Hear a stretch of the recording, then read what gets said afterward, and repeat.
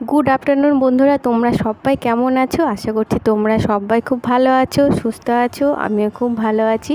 সুচন্দা জোয়ারদার ব্লগে তোমাদের সকলকে স্বাগত। তো আজকের ব্লগটা আমি তোমার অনেকটা পরে থেকেই শুরু করলাম। দুপুরবেলা তোমার এখন সবার খাওয়া দাওয়া হয়ে গেছে, আর এদিকে সবার জন্য আজকে আমি আইসক্রিম নিয়ে এসেছি। আমি বলা ভুল, তোমাদের দাদা নিয়ে এসেছে আইসক্রিমটা। আর ধরো আজকে আমার মানে দুদিন হলো তোমার বড় ননদের মেয়ে এসেছে, ভাগ্নে। আর একটু রান্নাবান্না ধরো কদিন থেকে, সেই জন্য একটু অন্যরকম হচ্ছে।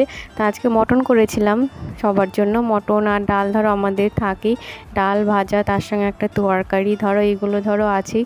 তো আজকে ধরো সবারই খাওয়া দাওয়া হয়ে গেছে। আর তোমার আজকে ছেলের নাচের স্কুল ছিল, নাচের স্কুল থেকে ওকে নিয়ে এসে আমার খাওয়াটা বাকি ছিল, মানে যাওয়ার সময় তাড়াহুড়ো করে খেয়ে যেতে পারিনি।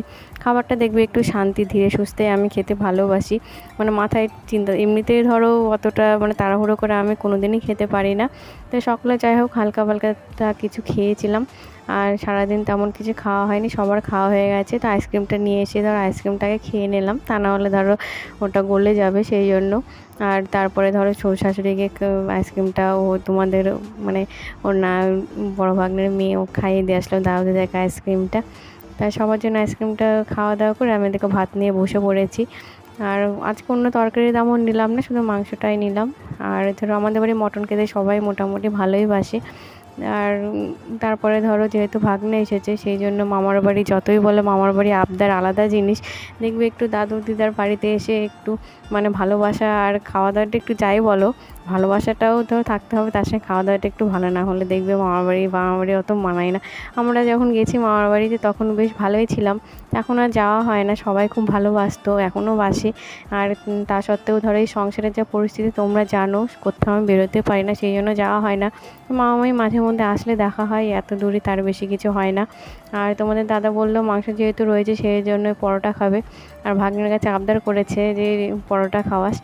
আর সেই জন্য ভাগ্নে দেখো তাড়াতাড়ি করে ময়দাটা মেখেছে। তো বেশ ভালো লাগে ওদের সম্পর্কটা, মানে সত্যি খুবই ভালোবাসে। ও দাদু দিদা মামা বলো সবাইকে বেশ ভালোই বাসে। তো একাই এসেছে, ওর মানে ননদ নন্দাই আসেনি। তো অনেক দিন আসেনি বলে দাদু দিদার সঙ্গে দেখা করতে আসলো। আর এই দেখো এইদিকে ও ধরো ময়দাটা মেখে পরোটাগুলো বেলে দিচ্ছে, আমি এদিকে ধরো ভেজে নিচ্ছি, তাহলে তাড়াতাড়ি হয়ে যাবে। আর আমাদের এখানে প্রচণ্ড গরম, আর আমার রান্নাঘরে ধরো প্রচণ্ড গরম, দেখুন যে জানালাটা দেখছি ওই একটাই মাত্র জানালা, আর সে আর কোনো জানালা টানালা নেই। আর মানে ছোট্ট রান্নাঘরটা বেশ ভালোই গরম লাগে। আর রাত্রিবেলায় মনে হয় যে চারিদিকে গরমগুলো একবার রান্নাঘরের মধ্যে ঢুকে বসে পড়েছে, এরকম ব্যাপার আর কি। সেই জন্য মানে যতটা পারি রাত্রিবেলায় তেমন মানে করতে কিছু চাই না, মনে হয় রুটিটাই করি বেশিরভাগ, রুটি ভাত এইগুলোই করি। তরকারি এগুলো ধরো আমি চেষ্টা করি ধরো মানে বেশি করে করে রাখতে, দরকার হলে পরে একটু জাল দিয়ে নিই। তো ফ্রিজে আমি সহজে কোনো জিনিস রাখি না, মানে একটু বেশি থাকলে জাল দিয়ে নিই, তাহলে ধরো রাত্রিবেলায় ওটা হয়ে যায়। তো পরোটাটা ভাজা হয়ে গেলে ধরো সবাইকে একে একে খেতে দেবো। আর তারপরে ধরো আমার ছেলেরাও বেশ ভালোই বাসে। আজকের মতো ধরো এই পর্যন্তই, এখন ভাজা টাজা হয়ে গেলে একে একে সবাইকে খেতে দেবো। তো যদি ব্লগটা ভালো লেগে থাকে তাহলে একটু লাইক করো, কমেন্ট করো, শেয়ার করো, আমার পাশে থেকো, আমার সঙ্গে থেকো। নতুন যে বন্ধুরা রয়েছো আমার চ্যানেলটাকে সাবস্ক্রাইব করো, আর আমার বন্ধুরা আমার সঙ্গে থেকো, আমার চ্যানেলটাকে ফলো করো। আর আজকে এই পর্যন্তই, পরের ব্লগে আবার দেখা হচ্ছে।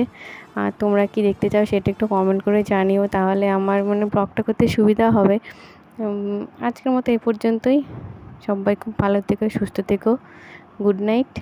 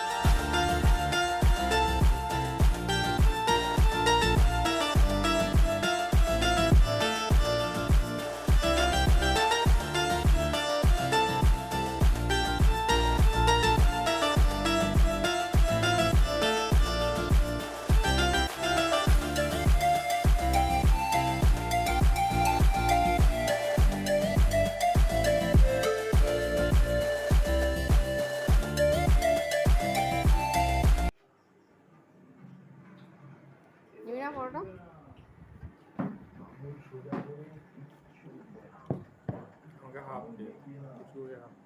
দেবো, এটা দেবো অর্ধেক তোমাকে হাত দাও। কেন?